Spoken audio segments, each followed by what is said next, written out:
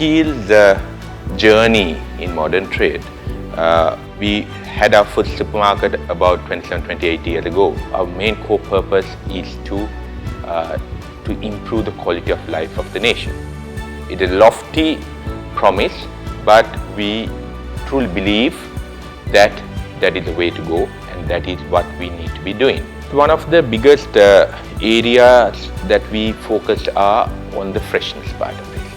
A natural extension to the freshness came in form of bakery, where we moved from the ingredient business to a baked and cooked business, and we started bakeries a good 12-13 years ago. And the range that we created in the store, the shorties to the sweets that were created, there was a good traction amongst the consumer on that categories.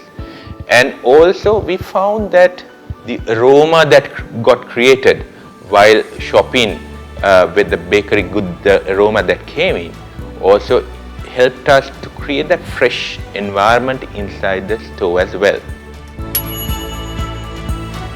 Another thing that we did, a sort of a turning point I would say, was that we wanted to do something a little more different in this bakery offering, and in that context we did a research. Something that came out was that the urban consumer, the husband and wife both were working, and on their way home they wanted to pick up some carb and a few curries and go home and make it a meal.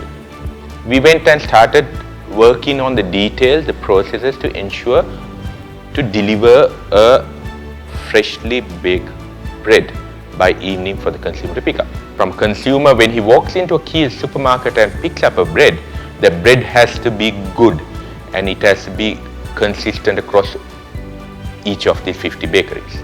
The Kade Pang became an instant hit amongst the consumer. Today, we have 83 such bakeries across the island. One of the biggest challenges in this consistency play was to ensure that the ingredients we did get were consistent as well.